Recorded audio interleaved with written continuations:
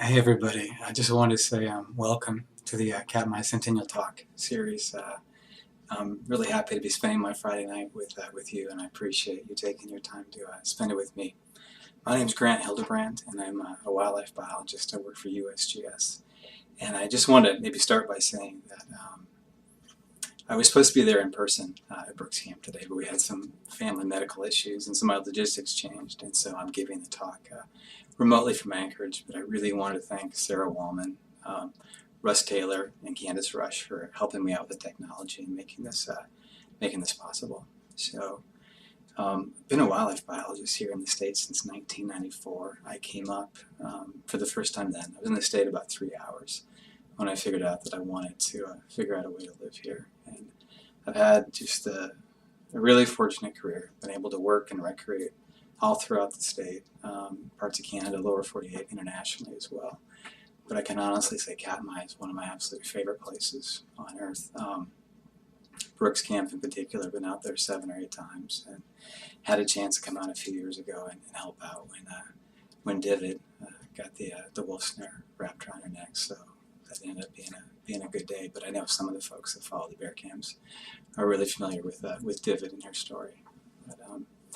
But you know, in addition to Katmai, one of my absolute favorite places within the park is the Katmai Coast, and I'm going to spend a fair bit of time talking about some work we've been doing there over the last 3 or 4 years. And just given my affinity for Katmai, it's just really an honor for me to have been asked to come in and give one of these talks to folks. So one thing I wanted to mention logistically is if folks have questions during the course of the talk, you can either post them on the live chat at explore.org if that's how you're watching, or you can make comments in the Facebook feed, and they'll eventually get routed to me, and I'll try and cover as many of those as I can towards the end of the talk. So anyway, if you bear with me just for a second, I'm going to try and switch us over to the slides.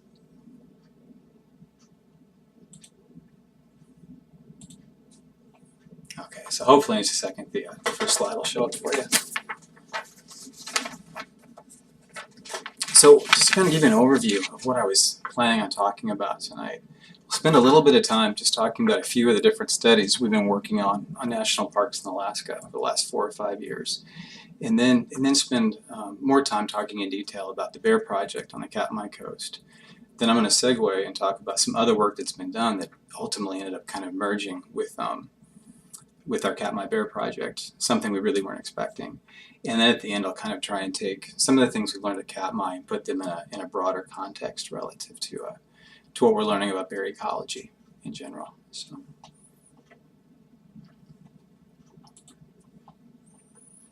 All right, so first I just want to talk about some of these different studies we've been working on and why, and kind of going to go north to south.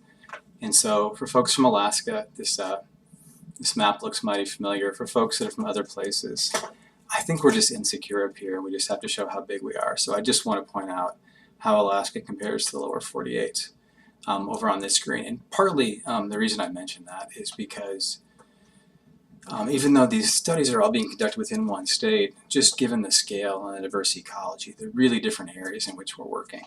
But our first project is Engage to the Arctic. And so this is a national park and preserve that basically sits above the Arctic Circle and spans the Brooks Range, which runs right across this area right here. The reason we started this particular project is when a lot of this area was created and set aside by Congress, they left an easement in what's called the Kobuk part of Gates, this area right down here, because there's a big mining district the state would like to access in this area. And so as that sort of interest increased again in the Ambler Mining District. We conducted a study on bears and gates of the Arctic to try and get an idea of what the potential effects would be of putting a new road in, because right now this is largely a roadless area, and they would ultimately move a road or put a road in that would go from the Hall Road all the way through that part of Gates and then over to that mining district. The second study that we've been working on recently is in Lake Clark, and so Lake Clark resides right down in this area. So Anchorage sits right over here, and so Lake Clark is across Cook Inlet from the Kenai Peninsula and southwest of Anchorage. The reason we were really interested in looking at bears here was, and our study was mostly in the interior, was for a few different reasons. One of them is just outside the park is the Pebble Mine ore deposit, and this has been getting a lot of attention in the state lately. And so we were really interested in, just from a baseline standpoint, how do these bears that live in this area make a living, and what would the potential impacts of development, whether it's roads or other types of infrastructure, potentially be on bears that are located here. And then the final study area that I wanted to mention, this is the one that I'll talk about in a lot more detail, is our Katmai study area. So it sits right down here, a little bit to the southwest of Lake Clark. Okay, so why are we interested in what's going on with bears on the Katmai coast? And there were a variety of different reasons we were interested in looking at the ecology of bears in that area. And the particular study I'm going to talk about was actually funded with oil spill settlement funds. And so one of the concerns is what would happen, or what would the potential impacts be if we were to have an oil spill that impacted the Katmai coast. And from our history here in the state, these things on occasion do happen. And so our most, well-known oil spill was the Exxon Valdez spill, which happened back in the late 80s. These are all photos from that time period. But what I want to point out is the distribution of where that oil ultimately went. So just for reference for folks, this is the Port of Valdez right here, Prince William Sound sitting in this area. This was the spill site. But then to kind of step further out, this is the Kenai Peninsula. This is Kodiak Island right down here. Well, this is Katmai National Park and Preserve, and so this is the coastal area that we were studying, and kind of the dark bluish green areas on the map were places that actually received oil. So just given the currents and things like that, you can see it actually, certainly there were big impacts in Prince William Sound, but they extended beyond just the sound proper and included oil on the Katmai coast. Another thing we're really interested in or concerned about or trying to assess are the potential effects of ocean acidification. And in particular, we know from past observational work on the Katmai coast that the bears that reside there actually spend a fair bit of time feeding on clams in particular. And because of the different life stages that those invertebrates go through, they may be particularly vulnerable to changes in pH in the water, and therefore that may have an effect that cascades up to their utilization by brown bears on the coast. And another, I think, reason that bears are of high interest in the Katmai coast is because it's a really popular, really great place to go bear viewing. And so I think the more we understand about bears, bear ecology, the more information we can convey to folks that visit Katmai and just give them kind of a more complete picture of what's going on there. In addition, the folks that are out there bear viewing, both kind of individuals and the bear viewing operators, they're a great source of information for us as well. So when we put this study together, and it always takes some time when you, design a study, and there's pros and cons of going different directions. And kind of the short version is, how long do you want a study to go, and then how many bears do you want to ultimately handle? And there's a couple different ways to go. One is to collect a lot of information on a few individuals. The other is to collect a little bit of information on a whole lot of individuals. And this one was really designed more to get really detailed information on a smaller number of individual bears. So we started this study in 2015 and had field seasons in 2015, 2016, and 2017. We put out GPS collars on bears. And the idea here is we can actually get a good idea of how they're utilizing the landscape, how they're moving around, what they're doing, where they're spending time, because we get locations from these bears about every 30 minutes or so. We also, when we handle the bears, we would weigh them and also determine their percent body fat composition. That way we could see, are they gaining weight, are they losing weight? If they are gaining weight, do we see them putting on protein, do we see them putting on fat? those kinds of things. We also use stable isotopes to assess diet. And so sort of the short version of this technique is that you are what you eat. And there's certain naturally occurring isotopes that are out there that we can use that are reflective of certain diets. So we use nitrogen-15 and carbon-13. Nitrogen-15 tends to get enriched at each step in the trophic level, or in the food web, if you will. So if you're eating plants, you'll have a lower signature than something that's eating, say, moose and caribou, that kind of thing. Carbon-13 is a really nice tracer to let us assess whether there's a marine component to their diet. So I'll talk more about this later. But the idea is we were trying to get a level of resolution in terms of what they were consuming and what was actually going into their body tissues. And then we also collect other samples just to assess exposure to pathogens. If there were toxins we were concerned about, we have some contaminant work going on as well. And then we also did direct observation, as well as video collars, to get us an idea of what we were seeing when we watched bears out there, and to an extent when we watch things from the bear's perspective. One thing I want to mention that it's really important and really unique about this study, and we were, I think, super fortunate in that in addition to doing the bear work, there was a simultaneous effort being conducted, led by Heather Coletti with Park Service, and they were looking at these resources that we knew were likely important to bears, in particular clams, and barnacles and other things located on the Katmai coast. So while we were doing the bear work, they were out doing work with bivalves, both out in the field and also in the lab. All right. So what I thought I would kind of do at the first part of the talk, and hopefully it's interesting too, is people tend to, I think, want to know how we go out and do what we do. What does a day in the field look like, and how do we actually handle the bears, and what kind of samples do we collect? So I wanted to kind of walk folks through that first. So this particular slide, this is fairly close to Swig Shack. You can kind of see the inlet of Swig Shack right over here.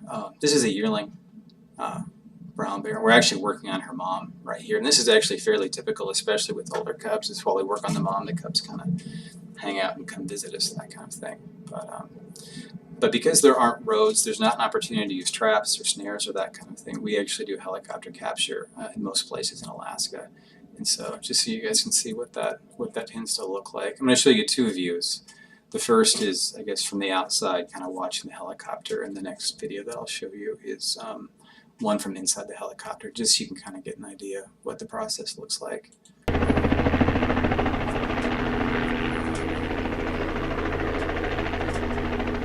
So in this case, what you just saw a second ago was the bear we're after. So we came in fairly close just to make sure it was in fact the bear we wanted. We could see the collar. We were sure she was. In this case, this is a fall capture, and so we're going to remove the collar from this bear. So you can see we're going to come in and we're going to dart her, and then we're going to peel out. So this is actually really typical capture. What we try and do is minimize the pursuit time as much as possible. And so after we put the dart in the animal, we'll just pull back at a pretty good distance, or we can still see her, but we're not close enough that we're causing her stress or causing her to run. The drug that we use now is a drug called Telazol, and from my perspective, it's a really nice drug in that it's really safe for the animals and it's really safe for us. It's highly predictable, and the animals usually go down anywhere from 2 to 4, occasionally 6 minutes after they're darted, and they're typically down 1 to 2 hours. And then they'll kind of slowly regain consciousness after that. But we've actually left the area, so when they wake up, we're not there.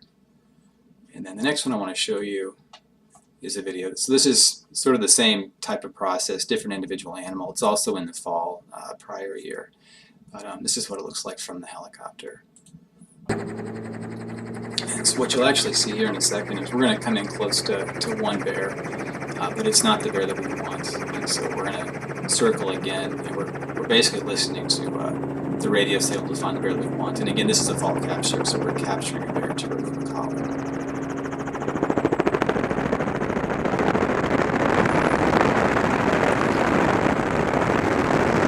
Without a doubt, the most critical thing so that we do this race is the pilot's safety. So this particular pilot is out of Fairbanks. 46 now. The first time I flew with him I was 23, so I've spent half my life working with him. So this is the bear that we're passing over. You can see all the bear trails that are kind of located out all throughout here. And so we're just going to make a loop. We're going to get a better fix on this particular bear, and then we'll come in and go ahead and dart it.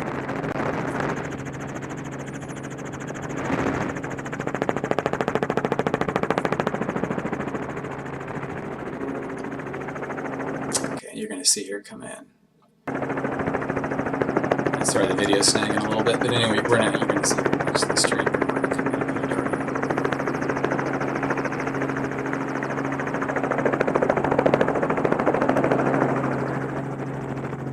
Okay, and so same thing. Now again, we're gonna peel off and let her go down, and we'll come in and work on her.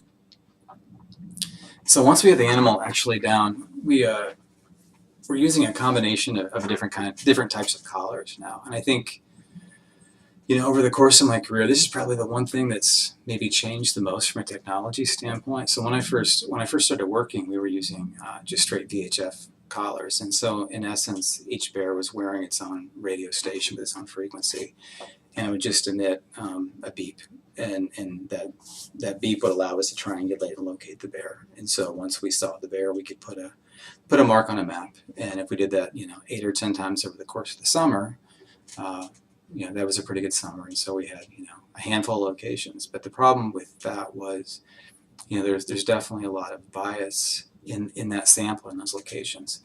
I guess the way to think about it is just think about your life, and if I knew where you were every Tuesday at 1 o'clock in the afternoon when it was sunny, how representative is that of what's important to you, or where you spend your time, or how you make your living? And so with the advent of these GPS collars, what this allows us to do is just get a lot more locations. And so depending on how they're programmed, again, the way these were set up is we were getting locations every 30 minutes. And that way we know what's going on night or day. Regardless of the weather, we're getting locations. And so it's just a more representative sample. One of the kind of the newer technologies we're really starting to work with too is the use of video cameras. And so we put a few of these out in the collars. So the one in the upper right is sort of a traditional GPS collar, and then this one down in the lower left also has that same location collection capacity, but it also has this video camera that sits below that, so you can kind of see it under this bear. And I just kind of want to point out, so when I do show you some of this video later on, this is the angle you're going to be seeing, because you'll be seeing basically the bear's chin will be in the top of your frame. Okay, so in addition to putting the collar on, we also collect a lot of different measurements through time, and so one of them is we want to get an idea of how much each individual bear weighs, and so we'll collect their body mass, and sometimes video is better than words, so this is what that tends to look like. So it's actually really a slick system. This is just a collapsible tripod that we can mount on the side of the helicopter. This is just, you know, largely a kind of a synthetic type tarp that we use to wrap the bear up. Series of carabiners. This is an electronic load cell. So this is actually the scale, and then we just use the come along, and we're just going to lift her enough that we get her off the ground, because once she's clear, we'll have a good weight from her.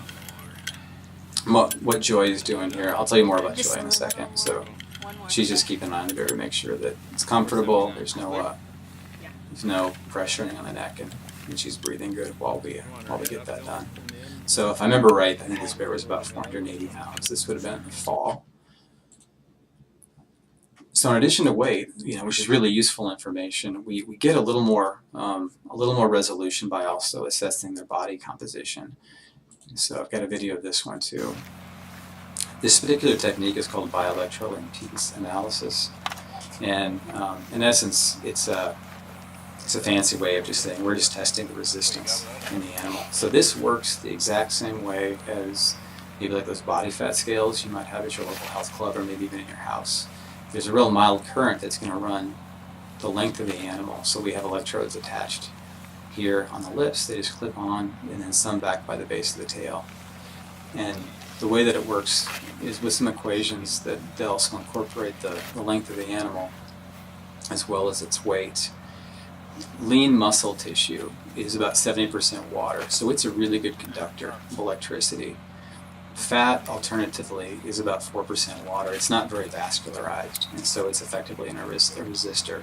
So knowing something about the shape of the cylinder, the shape of the animal, as well as the resistance, we can actually calculate the percent body fat. And if we know how much fat is in the bear, if we know how much it weighs, we can figure out how much lean mass it has, how much fat mass, and then how that changes through the course of the year. But I'll talk more about that later when we get into some of those results. Other things we want to do when we take a look at them, we just want to get a sense of sort of their overall health, how they're doing, any particular injuries or scars. Age is really important, so kind of show you this one. So in Katmai, we estimated age for the bears. We didn't actually get an age by pulling a tooth. So other places, there's a little tooth right there behind the canine. It's kind of hard to see right now, but there's a little vestigial premolar right there. So you can actually pull that tooth really easily. And there's a lab in Montana you send it to, and they'll do a cross-section of the tooth. And each year, the bear lays down another layer of cementum. And so, sort of like aging a tree, you can get a really accurate age on the bears.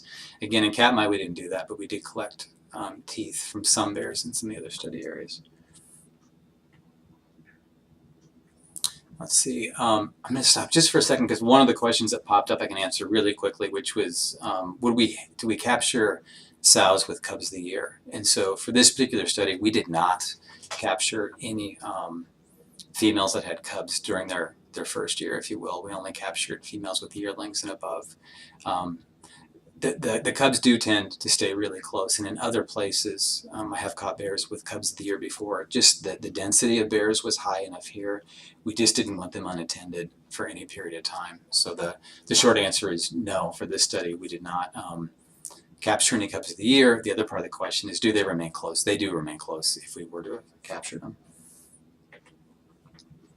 Okay, so in addition to the things I mentioned before that we were doing, we also collected a lot of biological samples. We collected hair and blood for stable isotopes, and again, that let us get an idea of exposure to different pathogens, and we also have it for a genetic archive, that kind of thing. And most of the time, we would just take the blood from their cephalic vein, which is it's basically just above the wrist. It's a nice, easy one to hit on animals like that. So, and we typically take about 50 cc, so about 5 or 6 of these blood vials from each animal. All right, so another really big part of this project, in addition to handling bears, was doing direct observation and watching bears.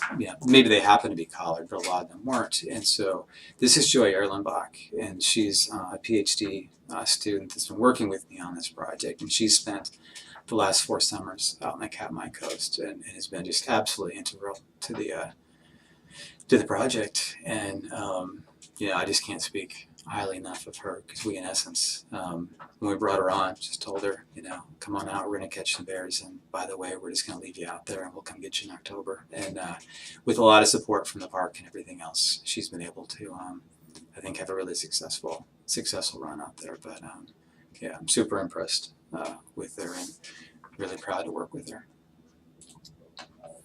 So we also, keep an eye on the bears through time, because one thing we want to know is throughout the course, of the year, both by doing, by observing the locations that we get from the collars, but also by going out and checking on them and handling them again in the summer and then again in the fall when we pull the collars.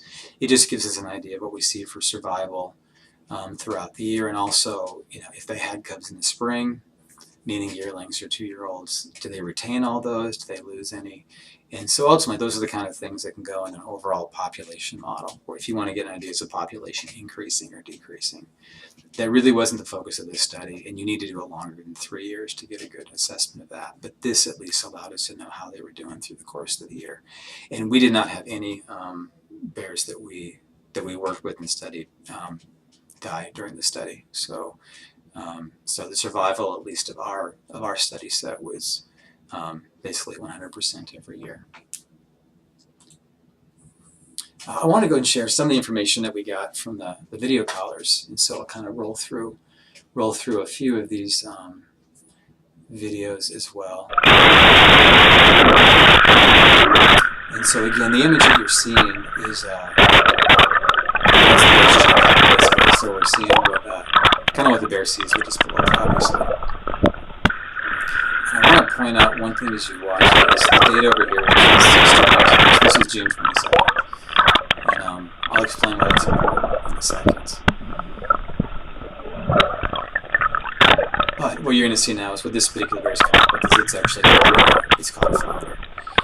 And for us, yeah, so we basically would have to retrieve the collars, and the videos off of them, and we would literally have to spend hours and hours and hours, probably tens of hours of clips, and they would all come 30 seconds at a time. So I was just kind of sitting and watching them.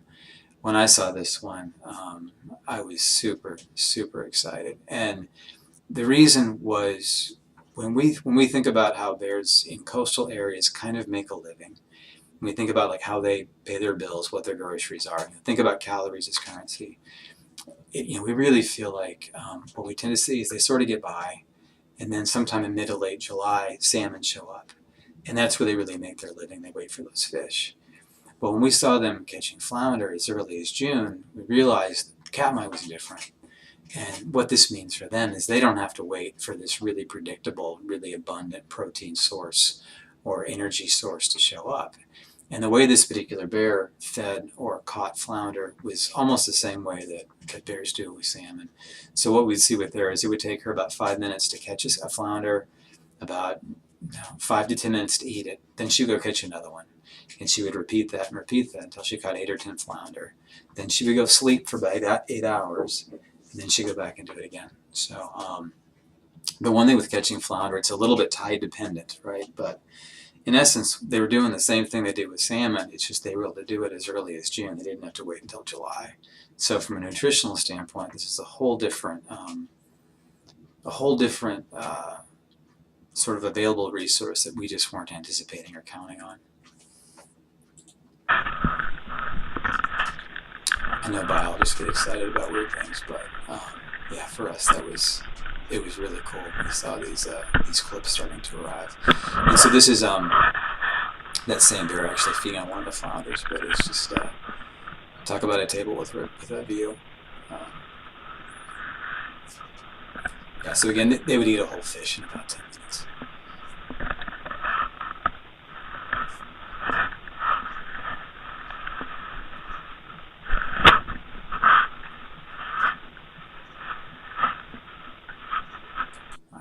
Next one. In addition to feeding, they spend a lot of time moving, a lot of time traversing. Let's see, she's going to grab a drink of water here. One thing we would commonly see when they were sort of moving along the coast too is they go through the vegetation and kind of just called it beach salad. They would just sort of take bites of whatever they were walking by as they would go.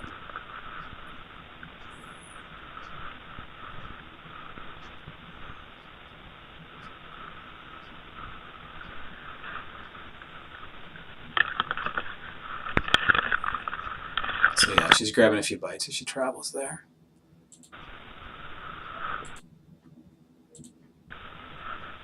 This one I always kind of like. This is up by Douglas Head, and so this bear's just kind of walking along. What you're going to see in a second is she's actually going to merge with and follow another set of bear tracks. All right, she's going to pick them up right about here. So yeah, there's a few clear ones in there, but anyway. Okay, the last one of these I want to show you. I'll tell you at the end what's going on, but this is the one that's probably most relatable to anyone that's spent a lot of time in Alaska. Those aren't planes.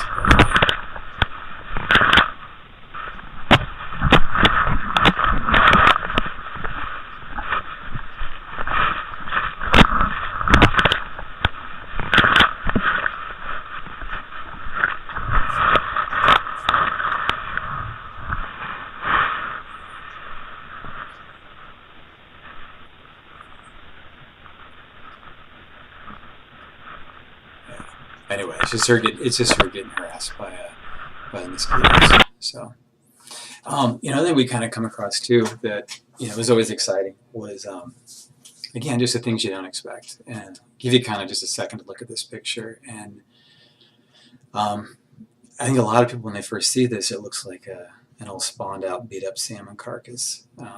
And it does look similar, but what this actually is this is an adult whale that we're outlining here, and this is a large adult male brown bear feeding on it right here, and this is one of his buddies there as well. I really wanted to catch these two, but talking to Troy the pilot, we realized if we had touched these guys that the inside of his helicopter would smell like whale forever, so decided to let them go. But so this is something that's not wildly predictable. It certainly happens. You know, every year you have whale carcasses wash up, but this can really change the sort of the calorie economics, if you will, for whatever bears happen to be able to utilize this whale. But it is something that can be defended. You can kind of hold a territory here as well. So before I go to the next slide, I just wanted to mention that I do see questions coming in, and so I promise I will I'll hop over to those questions at the end. So thanks for your patience on that. Okay, so I'm totally going to segue right now, but I promise I'll bring it back, and you'll see why I'm talking about otters in a second. I guess I just want to thank Dan Munson with USGS. He provided all of these otter slides, and I'm not an otter biologist by any stretch, but I with his help, I'll kind of be able to convey, I think, the things that are most important for our story on the Katmai coast. So sea otters are a super interesting critter.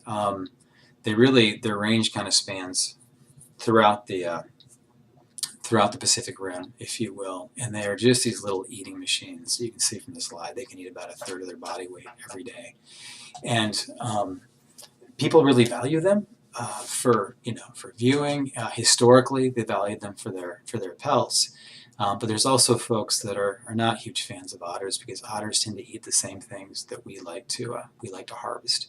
So fascinating critter. It can be a complicated critter from a management standpoint as well.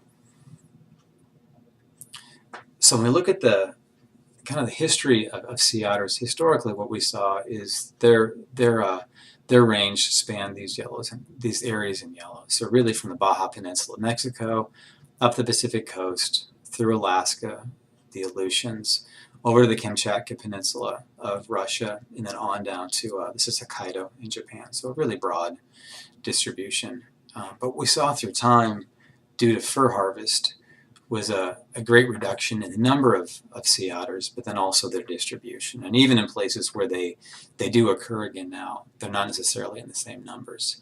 So this is a kind of a current slide similar to the one that I just showed you. And so the areas in pink show where otters occur at present, but again, the densities may be different. For example, the southwest stock is still threatened, and they're still recovering in some areas. And these areas in purple are places where people have actually studied sea otters. So again, just as kind of a reference, Katmai Coast, our study area is right in here. But what we've seen through time is otters kind of recolonize and move their way back up the coast.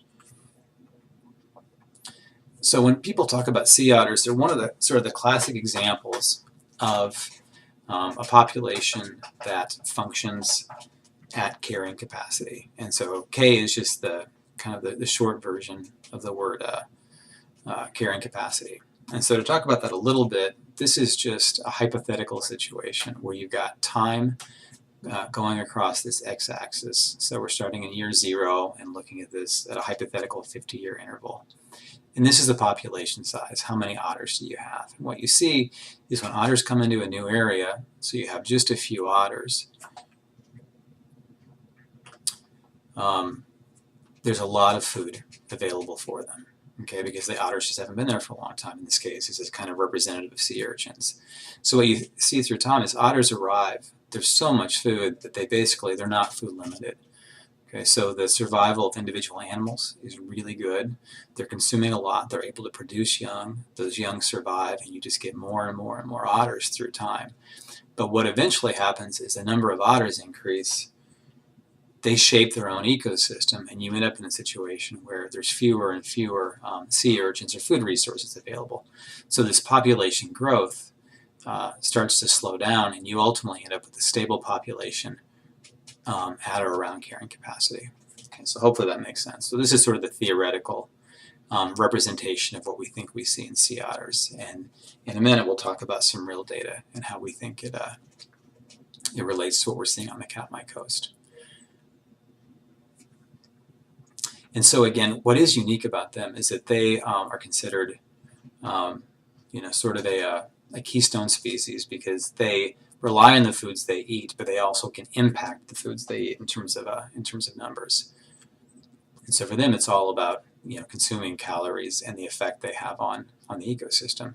And once you get to the point where you're reducing the prey resources enough, the things they feed on, all of a sudden you start seeing increased mortality in sea otters, and especially in juveniles. All right. So there's a lot going on in this graph, but I'll take some time here and we'll walk through it together. And so on this x-axis, we just have year. And so again, this is real data at this point. So we're going from about 1985 to about 2015. And we're looking at information from 3 different locations. So these black diamonds, this is Katmai. These gray squares is Kenai Fjords. And then this triangle right here is Western Prince William Sound. And so I'm going to start with these bottom 2 first. So what we're seeing when we look at otter density, so basically this is just how many otters are located in a certain area. So basically it's representative of the size of the population, if you will. What we see, and again, when we talked about carrying capacity, they get to a level where they're stable, is these 2 populations, there's a little bit of fluctuation from year to year, right? But in general, there's not a whole lot of change going on. There's some in Prince William Sound, and I'll talk about that in a second. But if we go to Katmai, what we saw was back in the late 80s, there were very, very few otters there because they were still recolonizing, still moving back up the Alaska Peninsula from their reductions that occurred as part of the fur trade.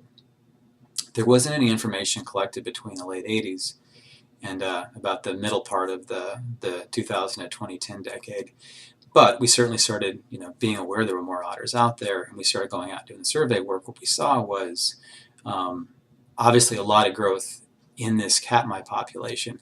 But again, they're occurring roughly 4 to 5 times the numbers that we were seeing in these other more stable populations.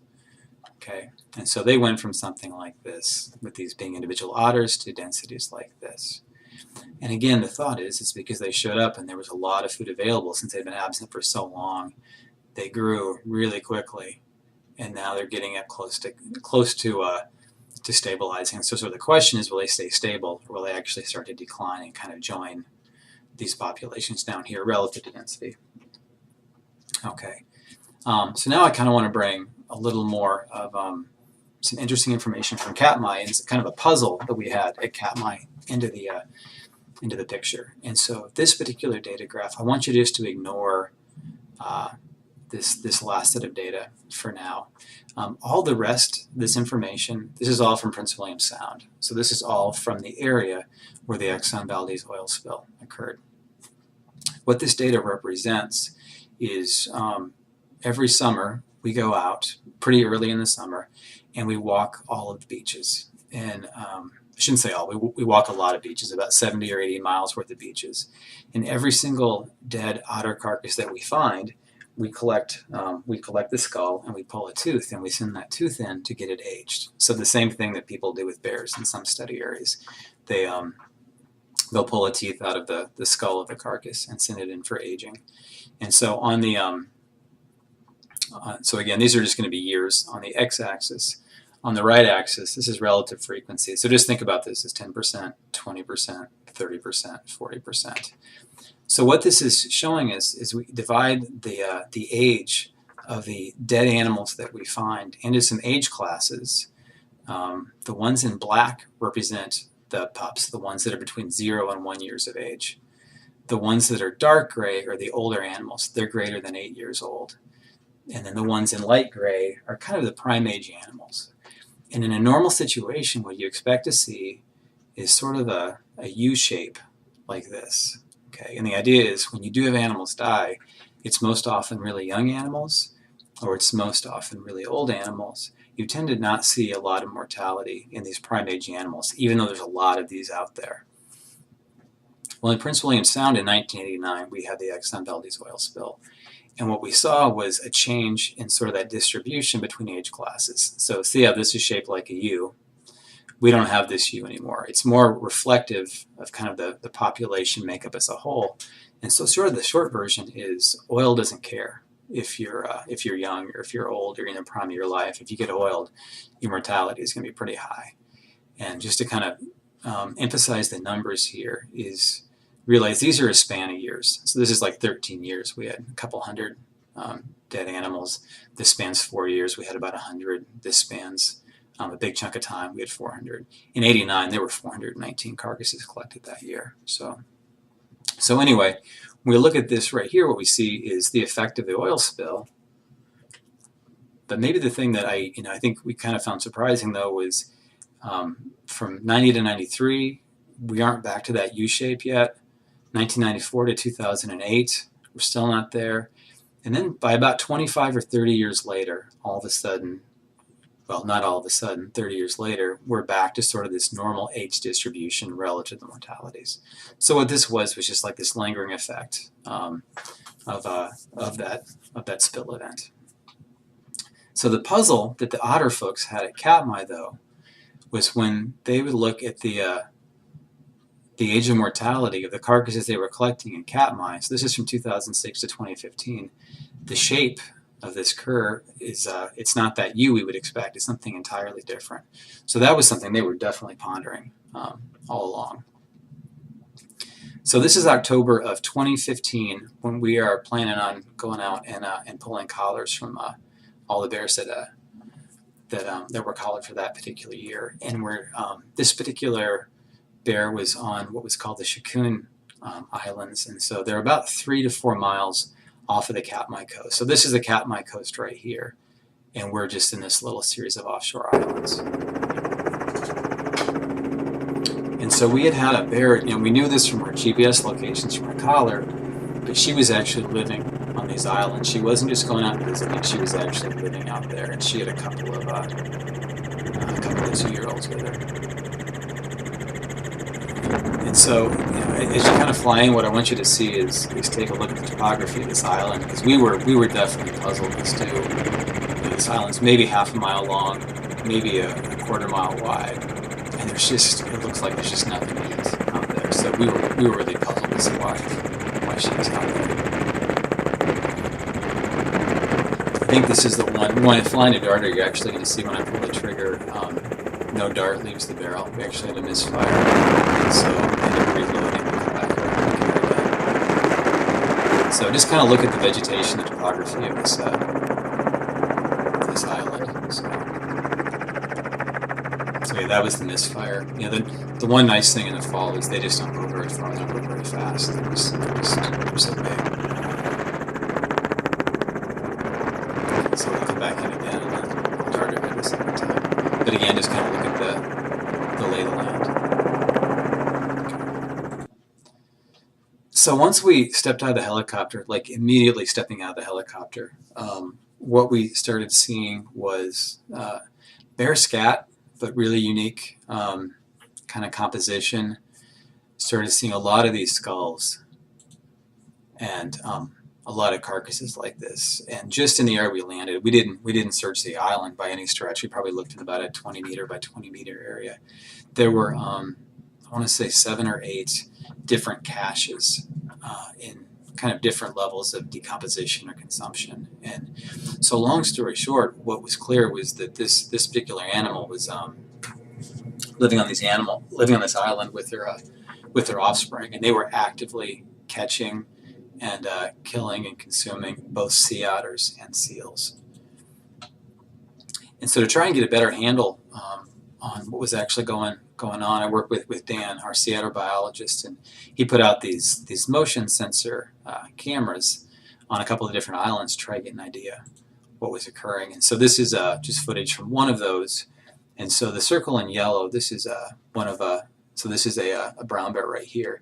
The things in white are a couple of different sea otters. They would just sort of haul out and rest up here on these outcrops. And so you're going to see, in this case, she's going to cruise over there. The otters actually see her coming. In this case, they bail. So she's going to sniff around a little bit. But this was an unsuccessful foray for her.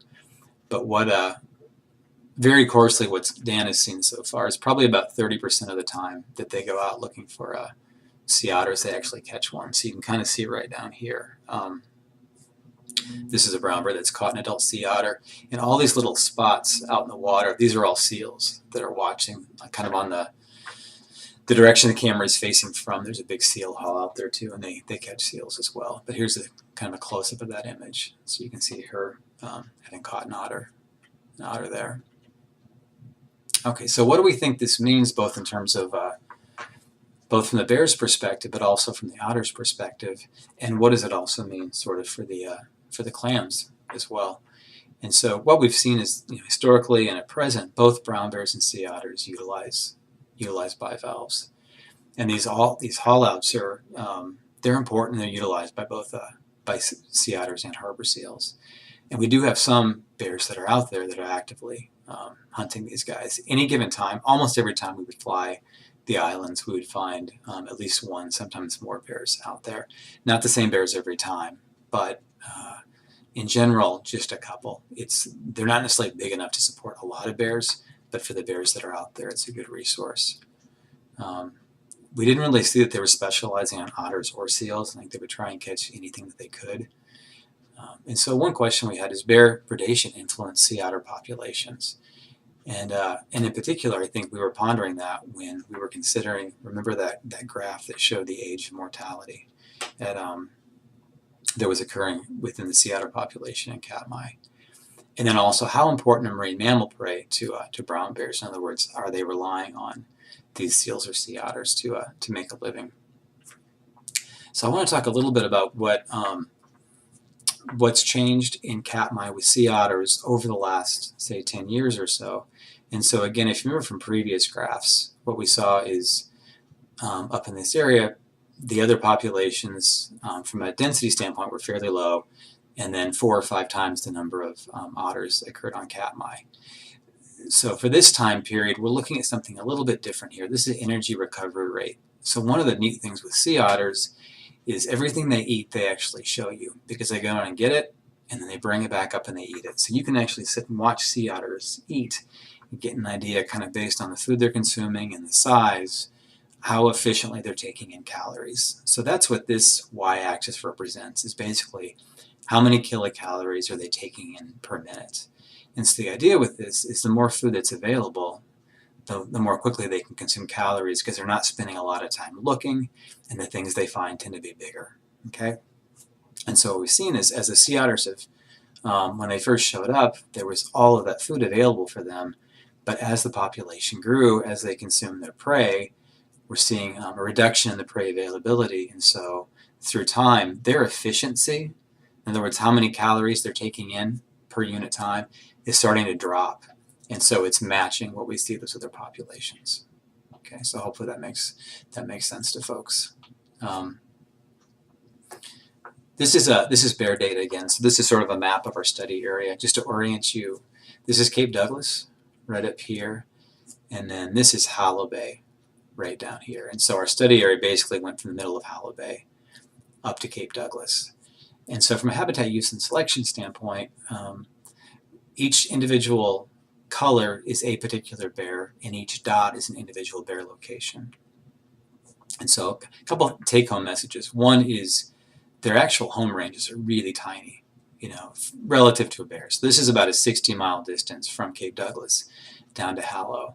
And some of these bears don't go very far at all. They've got a pretty tight home range. The green one's right in here. This one in red, bear 15, she kind of made one loop and then came back. This one in pink was pretty tied to this Wikshack area, and then this one in blue was the one that actually went to these offshore islands. So this is one island here where she spent time, and then this is the Shikun Islands where we actually caught her. So I think one thing is, in terms of how important marine mammals are, meaning seals and sea otters, to bears, we look at where they're spending time. Of the bears that we collar, we just had the one that was actually out there using those areas. We didn't have lots of bears making that trip. So the other bears are all doing well, but they're doing something different. When we look at the diet of individual bears, so this is the same data from 2015 meaning the same bears that I showed you on the previous slide, so the colors actually match up too, I believe. But so each of these colors, each of these numbers is an individual bear. And using stable isotopes, again, I mentioned carbon-13 and nitrogen-15 before. We can take a look at what the signatures are of the different things they can consume, and then we actually look at the signature we have in the tissue of the individual bear, and this gives us some idea of what they're eating. And so the really simple way to look at this is that they're really close to vegetation, they're eating a lot of vegetation. If they were really close to flounder, they'd be eating a lot of flounder. If they're really close to clam, they'd be here. And so what we see is in the spring, most of our bears are consuming vegetation. We did have a couple of bears whose diet was basically 50% flounder and 50% vegetation. But what we didn't see was any consumption of clams. So that was surprising for us as well. Actually, I'm going to step back just for a second. So one of the things that we think is important or is occurring is when the sea otters showed back up, because historically before the sea otters were really there in any significant numbers, observationally we saw bears spending a lot of time clamming. What we're seeing in current times is there's still a few bears that clam sometimes, but they're not spending anywhere near as much time as they used to. But during that same intervening period is when the sea otters came back in. And the sea otters are definitely hitting those bivalves really hard, to the point that we see the ability of sea otter to consume calories quickly is dropping. That's indicative of there being fewer and fewer clams out there.